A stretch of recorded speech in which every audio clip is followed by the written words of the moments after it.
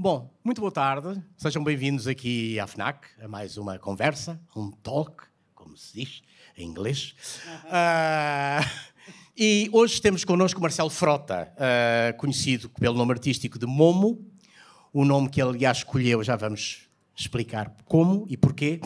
Ele nasceu em Belo Horizonte, em Minas Gerais, em 1979, e já passou por muitos sítios. Pelo Rio de Janeiro, por Angola, pelo Michigan, Chicago, Espanha, Lisboa e agora Londres.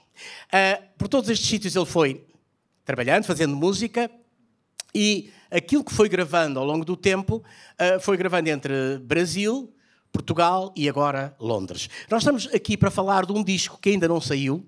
Curiosamente ele está em Portugal porque veio cantar ao Mimo Amarante e... não é Amarante, não. Ou Sines, por amor de Deus. Porquê que eu tinha um Mimo Amarante na cabeça? Sines, o Festival de Músicas do Mundo de Sines, e vai também cantar em Lisboa dentro de uns dias, não é? Sim. Muito obrigado por estar aqui de novo com você. Nuno, uma grande alegria. Vou cantar domingo na Sala Lisa. É isso, em Santos. Ok, Rua das Gaivotas, Santos. Ok. Aquela rua linda ali. Tem. Bom, já agora podemos... Falei na história do nome, mas é curioso porque o nome foi buscá-lo a um livro de um alemão, Michael Ende, não é? Michael Ende, Exatamente. E o livro chamava-se mesmo Momo, que no Brasil se chamou Momo e o Senhor do Tempo. É um livro de 1973.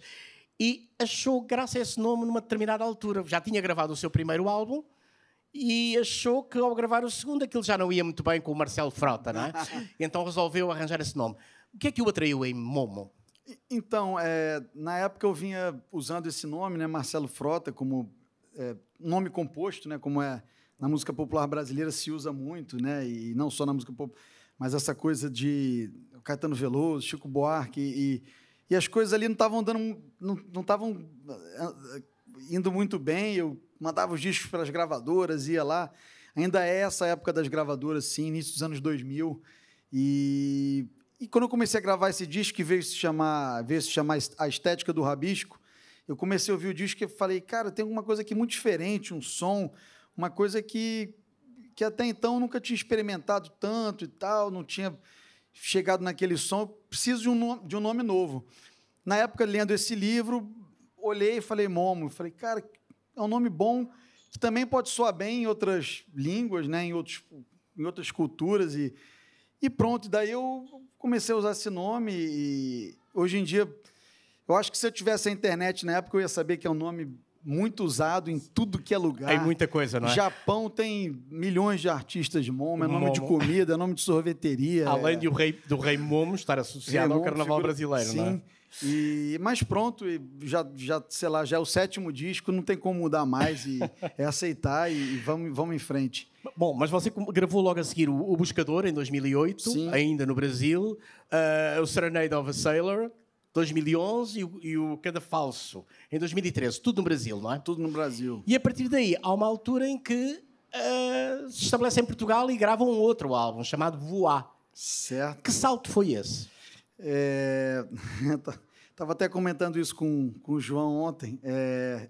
O Voar é um disco que vem depois do Cadafalso, que é um disco voz e violão, muito introspectivo. É um disco assim, muito soturno, bem para dentro, assim, introspectivo, um pouco né, assim, nublado, um pouco. E o Voar foi a minha chegada em Lisboa, né? Que aí eu encontro, né, e começo a conviver com o Marcelo Camelo. E aí ele sugere que eu grave um disco aqui, né? Até então tinha vindo fazer uma pequena turnê, vocês falam de digressão, né? Uhum. E o Marcelo me propõe fazer esse disco, e ele como produtor, e para eu começar a escrever umas canções novas. E então eu, morando em Alfama, foi o primeiro lugar que, quando eu cheguei aqui, eu morei, foi o primeiro bairro. Eu ali, contagiado por toda aquela beleza e pela luz de Lisboa, que hoje em dia se fala tanto, mas e que muitos brasileiros hoje, né, falam disso, mas que na época assim era uma coisa estranha. Não viam tantos brasileiros aqui e que se apaixonavam pela luz de Lisboa, né? Mas 2015, e o Marcelo me propõe esse disco, que eu começo a compor ali em Alfama, e contagiado por essa energia, por essa luz, por essa cidade tão rica e cheia de intercâmbios, encontros e muitas noites de fado ali. Eu ia Aliás, sempre você quando chega a Lisboa, tem um episódio mais ou menos burlesco, não é? Em Sim. que o taxista deixou num sítio que não era aquele, deixou ao pé da estação de Santa Apolónia. Ah, sim. Depois há um outro taxista simpático que o leva até ao sítio onde estava. E em frente à casa onde você ia estar, havia uma casa de fados. Logo em frente. Eu dormi ao som do fado. Do fado. Assim. Eu falei, Aliás, eu estou no lugar certo. Cheguei no lugar certo, assim. Que privilégio, né? Na época eu pensava, falava, nossa, dormir esse som tão lindo e tão... E acabou por gravar com um fadista nesse disco, o Camané, não é? Sim, compus essa canção Alfama, uma homenagem ao bairro de Alfama, mas eu posso estender isso, uma homenagem a Lisboa e Portugal, claro. E o Camané, então, na época, eu tinha conhecido ele, a gente estava começando a conviver juntos, eu convidei ele a participar e ele aceitou e foi um sonho ter ele no disco. Por aqui ainda gravou outro disco que tinha um significado completamente diferente, não é? Aliás, lembro-me de termos falado na altura sobre isso, I was told to be quiet, ou seja, mandaram-nos estar calados, não é? E quando você dizia, quando o mundo nos manda estar calados, há uma maneira de resistir a isso, e às vezes o próprio silêncio é uma maneira de resistir, não é? Esse disco foi um bocado quase um statement em relação a uma declaração de princípios, digamos, em relação à sua relação da música com o mundo. Talvez, assim, hoje revendo, eu acho engraçado, assim, não me reconheço muito não no disco em si, porque as canções eu acho que elas estão para sempre, mas o nome do disco é um nome que como você mesmo disse, é um state, uma coisa muito séria, claro, que não desce tão bem hoje em dia. Eu falo, mas eu estava com a cabeça onde? Mas eu acho que o legal é isso, né? O tempo passa e a gente pode... E eu acho que cada disco novo é de uma certa forma, é uma resposta, né? Uma continuidade. Eu acho que esse disco novo é quase que uma resposta a esse movimento também, dessa coisa do silêncio, desse questionamento e pronto. Ora bem, bom, entretanto, há alguma coisa ou algo que o faz sair de Portugal e de Lisboa para Inglaterra e Londres. O que foi exatamente? Na verdade, eu conheci a minha parceira atual em Lisboa, quando ela estava fazendo uma viagem, e a gente se conheceu, se apaixonou, e ela mora em Londres, ela morava em Londres, e aí, quando ela engravidou da nossa filha, ou ela viria para Lisboa, ficar aqui e me acompanhar, ou eu ia acompanhar ela em Londres. A gente falou, vamos escolher Londres por um tempo, só para ter a pequena, a Leonora, e depois a gente vê. E aí, quando eu cheguei em Londres, eu comecei a encontrar um monte de gente, uma comunidade musical enorme, e aí comecei a viajar com um artista... saxofonista conhecido, e que Alabaster de Plume, né, que é uma figura assim do jazz, e aí comecei a tocar com ele na banda dele como músico de apoio, e nisso comecei a conhecer uma turma lá em Londres, os músicos, e resolvi ficar para trabalhar e pronto. Foi assim que a coisa foi... Tanto quanto se percebe da audição do disco, que eu já o ouvi, embora ele ainda não exista oficialmente, não é? Percebe-se que há, de facto, uma mudança em relação ao seu disco anterior, aliás, aos discos anteriores, e já muito matizada pela experiência londrina. E, sobretudo, tem aqui vários temas onde, sei lá, participou Jessica Lauren, Tamara Osborne, Rosie Turton, Liz Zelensky. Portanto, há uma série de músicos que participam aqui como convidados. Há também vários instrumentais e há canções. Sim. No entanto, toda a sonoridade do disco é muito marcada já por aquela envolvência londrina, não é? Sim, sim. Pois é, nessa experiência com Alabaster, que é um músico de jazz, quando eu comecei a tocar com ele, a gente não tinha ensaios para fazer os shows. Então, assim, eu achei aquilo tudo muito legal, porque assim, ele falava assim, quando as pessoas aprendem muito a tocar música, elas acabam ficando um pouco presas, ou aquela estrutura, e o que eu quero das pessoas, uma ideia muito a ideia é muito jazz, né? O que eu quero é que você haja fique solto e que... desprendimento, não é? Com desprendimento, que você improvise enfim, nunca tinha acompanhado nenhum artista assim até então, e eu adorei aquilo, fazendo shows, e cada show tinha um músico diferente. a banda nunca repetia também. Então, a gente estava num lugar na França, tocava, sei lá, em Paris, tinha uma banda. Aí, depois, ia para uma outra cidade, chegava um outro músico, um ia embora, voltava. Então, assim, eu achei aquela dinâmica engraçada. Eu falei, poxa, eu tô gostando desse intercâmbio, dessa liberdade. Vou usar também para o meu disco, né? Tô gostando disso. Então, meu disco é um pouco isso, uma colaboração com esses músicos de improviso. Então, a gente gravou umas sessões onde a coisa rolava solto, o pessoal ia tocando e a gente ia gravando, pegando esses momentos de... Aliás, nota-se isso em vários temas, porque Sim. há temas bastante compridos, digamos assim. Muito. Ou seja, há 2 temas com 8 minutos e tal, não é? Há outros com 6 minutos. Há temas curtinhos, também como Sim. o Rio, com 2 Sim. minutos e pouco.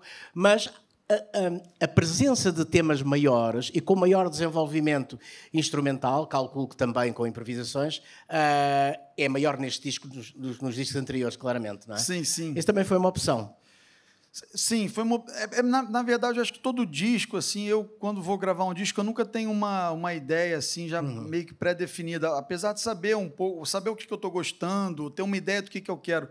Mas esse disco, ele nasceu desses encontros, assim, são ensaios onde eu comecei a construir as melodias das músicas e até as harmonias em cima desses encontros e dessas jam sessions, desses improvisos. Então, assim, a canção não veio primeiro que os arranjos. São os arranjos, né? A hierarquia é mais ou menos essa. É a jam session, aqueles improvisos, as brincadeiras que Por cima daquilo que está já feito na canção. É. Okay. Aliás, há casos, por exemplo, há um instrumental com vocalizos, a Walk in the Park, né? Okay. Que não tem propriamente uma letra. Não. E tem um vocalizo, não é? Tem, é isso. Como é que explicava, ou contava, ou descrevia este seu disco a alguém que não o conhecesse todo e que não faça a mínima ideia do que você faz? Eu acho que é um disco divertido, é um disco leve e divertido. Você acha que eu estou certo, não? Eu acho que sim. Sim? Eu acho que sim, mas quem ouvir fará o seu juízo. Mas acho que sim, que é verdade. E, ao mesmo tempo, é um disco também, de algum modo, dançável, não é? Dançável. Na verdade, a ideia do disco é essa também. O mote principal é porque, depois que minha filha nasceu, a gente colocava umas musiquinhas em casa, eu via ela dançando, mexendo o esqueleto dela. E, quando eu botava minhas músicas, ela não dançava muito, aquilo não... E aí eu comecei a pensar, poxa, eu adoraria fazer uma música que ela pudesse dançar, que eu tivesse esse repertório. Okay. Apesar de ter uma ou outra música, claro, num repertório antigo, mas não um disco inteiro balançado, com balanço, com swing. Então, a ideia do disco é essa um pouco, uma música que ela pudesse dançar e que as crianças... um disco mais leve, mais divertido, mais balançado. Há aqui uma música, bom, as pessoas não ouviram o disco, portanto estamos a falar um pouco no vazio, mas há aqui uma música chamada OK, certo? Prolongado, e é uma parceria sua com o Angus Fairbairn, não é? Isso, Alabaster de Plume. Como é que surgiu esta... E é um instrumental, como é que surgiu isto? Na verdade, também surgiu de um ensaio. Eu tenho tudo gravado no telefone, né? Porque foram muitos ensaios, eu fui gravando no telefone até chegar um dia que a gente gravou de verdade no estúdio. Mas pronto, essa música a gente compôs junto e ele está no disco. Eu chamei, quando a gravação foi acontecer de verdade, eu chamei ele para participar. E é OK, porque é uma brincadeira nossa interna. Aquele disco que eu sempre falo, OK. Calculei. Brasileiro falando inglês, né? Então eu tive que colocar OK, né? Aliás, o OK, exatamente. O OK aqui é escrito com Q, U, E, I. Não é? Já agora que não... Bom, estamos a falar de um disco que as pessoas não ouviram ainda nada. Podemos ouvir uma canção, embora a sonoridade aqui seja, obviamente, de voz e violão, eletrificado, mas não chega à sonoridade do disco, que é muito mais complexa. Mesmo assim, o que é que vamos ouvir? Então, a gente vai ver uma música que já saiu o single, então dá para escutar nas plataformas, e que se chama João. Vou homenagear o meu amigo aqui, João Vaz Silva.